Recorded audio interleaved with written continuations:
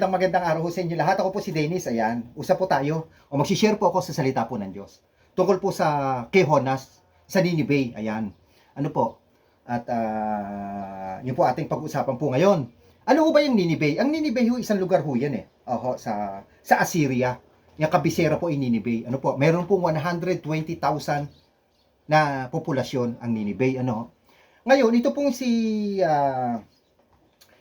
ano no, Propeta Jonas, inatasan po ng Diyos o inutusan na, Jonas, punta kayo ka sa Nineveh kasi nga yung Nineveh makasalanan na lugar. Oho, yung Nineveh, wala ho iniwan niya sa Sodom at Gomora. Ano po? Yan. So, si Jonas, inatasan nga po siya. Instead po siya na tumalima, pumunta sa Nineveh, tumakas po siya. Yung po ang kwento, no, sa Biblia. Sumakay ho siya ng barko papuntang Tarsis. Oho, instead na tumugon ho siya sa kanya ng Panginoon, tumakas ho siya. Okay, during ho siya nasa loob ng barko, at tatakas siya, papuntang Tarsis. Yung barko, biyaheng Tarsis eh. Nagpabagyo po ang Diyos. Naalarma ngayon yung mga crew ng barko sa bagyo, no? Bakit nagpabagyo? Nananalangin ho yung mga crew. Nangin sila. Bakit nagkaroon ng bagyo? Ngayon, no, may naisip sila na meron silang kasama sa barko na hindi nila kilala.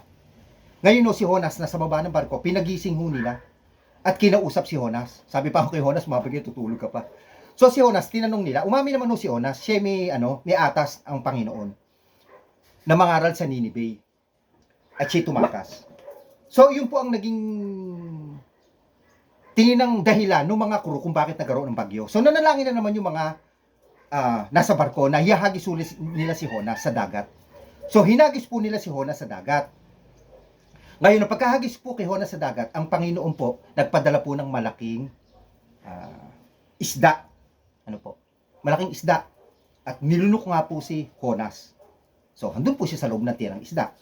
Yung pong isda po na yan, na sinasabi, Leviathan, ang pangalan po ng isda na yan. No? Nasa Isaiah po yan. Monster fish po kung tawagin yan daw. Sabi po, yan, yung isda po na yan. Leviathan, ang pangalan po ng isda na yan. Malaking isda po yan. Monster fish kung tawagin. Opo, no? Ngayon, so si Jonas, nasa loob po ng isda. Ano po? Ngayon, marami po nagsasabi, bakit daw nabuhay si Jonas sa loob ng isda? Kasi si Jonas, tumagal siya ng 3 days and 3 nights sa loob ng isda. Okay, punta po tayo sa konting science. Okay.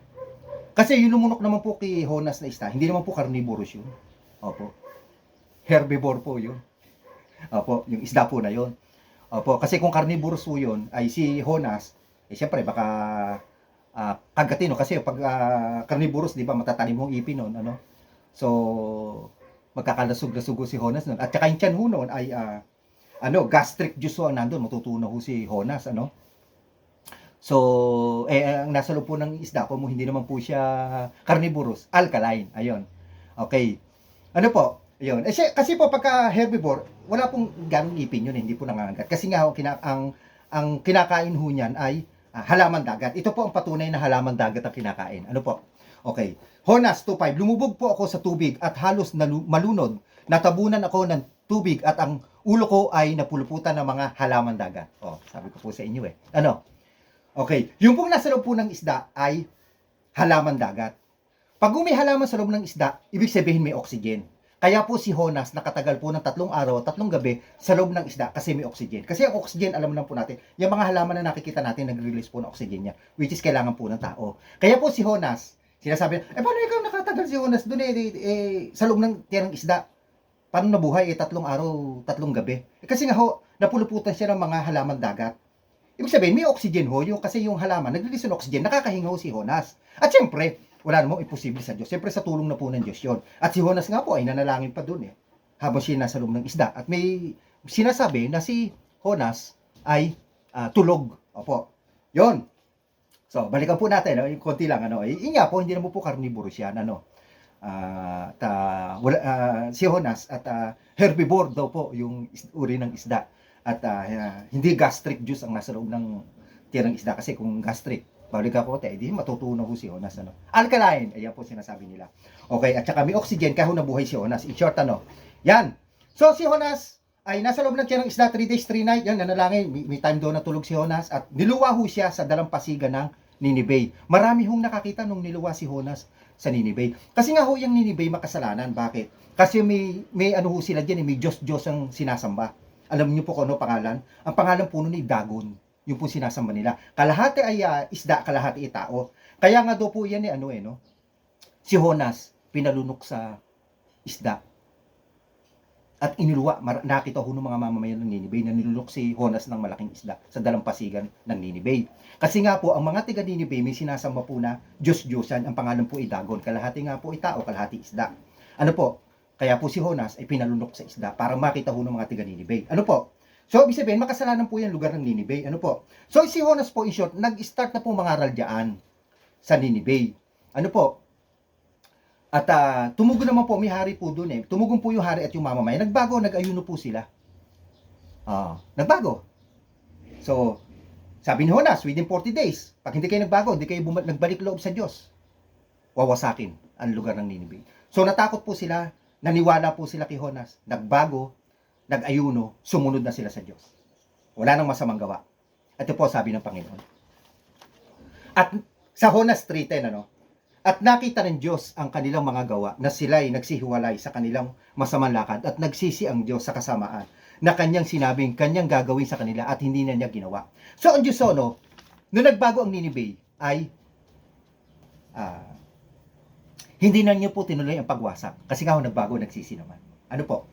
Yun. Alam niyo po si Jonas, noong pong nangaral na siya, at ang Nineveh naman ay sumunod, nagbago, nag-ayuno. Si Jonas umakit ng bundok. Nung siya nasa bundok, tinitingnan niya yung lugar na nasa taas siya, nakita niya yung Nineveh. Nag-aantay siyang wasakin. Ang gusto ni Jonas talaga ay wasakin yung Nineveh. Kasi po, yung Nineveh ay kalaban niya po ng Israel yan, o may threat sa Israel. Kaya ang gusto po ni Jonas ay manipul po yan. Si Jonas, hindi po niya naisip na ang Diyos na kanyang pinaglilingkuran ay Diyos ng mapagpatawad. Lalo sa makasalanan ng tao. Nakalimutan po ni Jonas. Si Jonas po nakalimut sandali. So, na-realize po ni Jonas, later on, oo nga pala, yung aking palang Diyos na aking pinaglilingkuran ay mapagpatawad na Diyos. Na-realize po ni Jonas sa bandang huli yun. Ano po?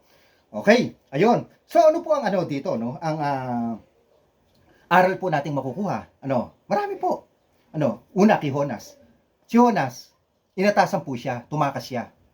Akala niya makakatakas. Hindi siya makakatakas sa Diyos. Ganun po tayo. Pag tayo inatasan ng Diyos, hindi tayo makakatakas sa Diyos. Ano po? Ang atas ng Diyos, in short, hindi tayo makakatakas. Sa makatuwid, ibig ko po sabihin, hindi tayo makakatakas. Ano po?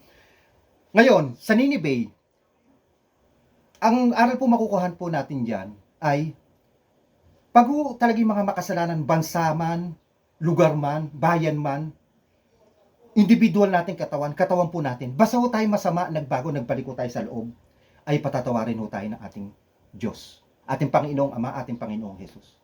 Ano po? Kahit ano pong pagkakamali natin, tayo po, lalo individual natin katawan, nagkakasala, nagkakamali po tayo. Pero pag tayo nagbago, bumalik po tayo sa Diyos, at nagsisi po tayo sa mga kasalanan at mabuti na ginawa natin, patatawarin po tayo ng Diyos. Kagaya po ng Nineveh. Ano po? Yan po ang maganda po dito sa Nineveh. Nakita po natin na talagang pagka nagbabago ang tao, individual man o bansa, lugar man, patatawarin tayo ng Panginoon. Ating Jesus at ating Panginoong Ama sa langit. Ano po? Ang ganda po ng kwento ni Jonas, dito. So, yun po, Yan, ang kwento ni Jonas at ang lugar ng Nineveh. Yan pong Nineveh, sa modern days po natin, yan po yung tinatawag na Iraq. Yung Mosul, Iraq, yan po yung Nineveh po ngayon. Dati po, sa Biblia, binanggit ko na kanina, Assyria po yan. Ano po, na tinatawag. Ano po, yung Nineveh, Kabisera po yan. Okay? Ayan. Maraming salamat po sa inyo, ha. Remind ko na po, hindi ako pastor mangaral. Nag-share lang po ako. Sa ngalan po natin, Panginoong Jesus, Ama sa langit, maraming salamat po.